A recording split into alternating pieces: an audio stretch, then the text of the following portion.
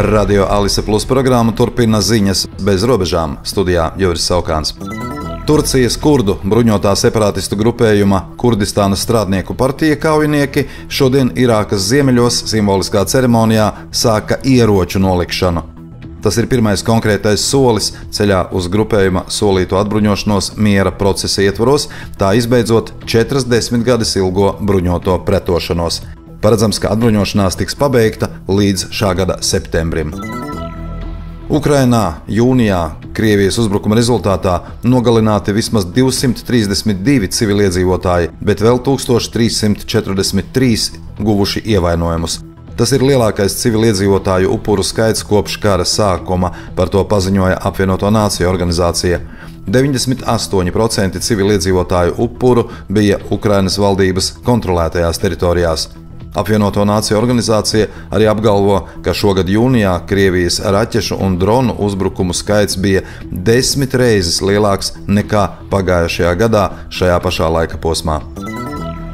Šodien stājies spēkā regulējums, kas paredz ierobežojumus valsts drošībai nozīmīgām personām doties uz Krieviju un Baltkrieviju. Ņemot vērā ģeopolitisko situāciju un apdraudējuma risku, Latvijas valsts piederīgajiem personīgi ierodoties un uzturoties valstīs, kas izvērš kaitnieciskas aktivitātes pret Latviju, likumdevējs nesen nolēma ierobežot daļai valsts pārvaldē nodarbināto iespējas doties uz Krieviju un Baltkrieviju. Braucieni uz šīm valstīm tiek atļauti tikai 2 gadījumos, ja šajā valstī ir jāpilda amata pienākumi vai ja pastāv humāni apsvērumi. Likumīgai izceļošanai ir nepieciešams saņemt kompetentas personas izsniegtu atļauju.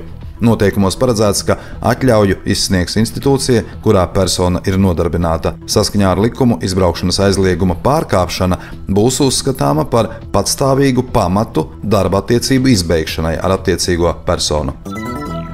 Līvānos nākamā ceturtdien, 17. jūlijā, darbu sāks jauna vieglo transporta līdzekļu tehniskās apskates stacija. Tā apkalpos transporta līdzekļus ar pilnu masu līdz 3,5 tonnām. Transporta līdzekļu tehniskās apskates stacijas adrese ir Saulrieti, Turku pagasts, Līvānu novads, un tā strādās katru darba dienu no 8:30 rītā līdz 17:00. Šonedēļ Līvānu novadā aizturēta kāda autobraucēja gandrīz 3 promīļu reibumā. Viņa brauc ar automašīnu kopā ar 3 saviem bērniem. Informāciju likumsargi saņēma no kāda iedzīvotāja, kurš bija pamanījis, ka Jēkabpils virzienā uz Līvāniem brauc automašīna, kura veic aizdomīgus manevrus, tajā skaitā vairākas reizes iebrauca pretējā braukšanas joslā. Policijas amatpersonas uz šo informāciju reaģēja un pamanīja minēto automašīnu Renault Rožupes pagastā. Tur viņu paša spēkiem bija apturējis notikuma vietā vīrietis, kurš ziņoja par iespējamo likuma pārkāpumu.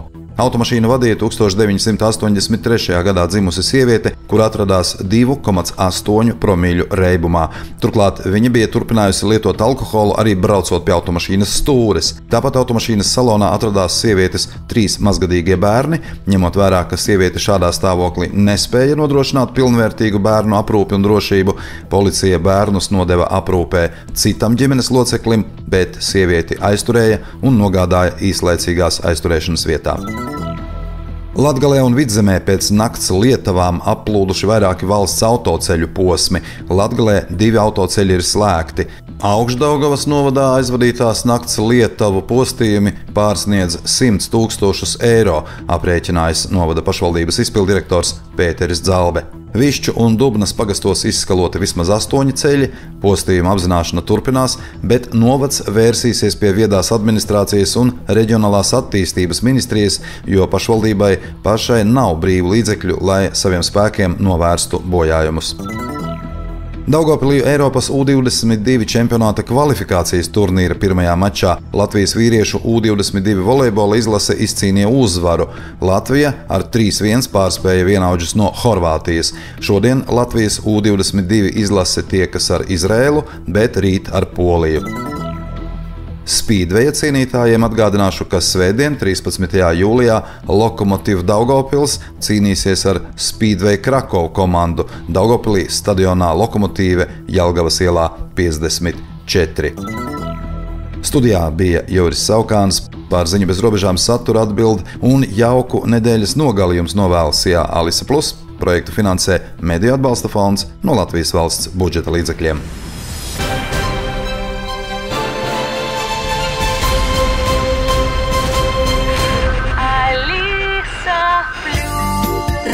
Radio.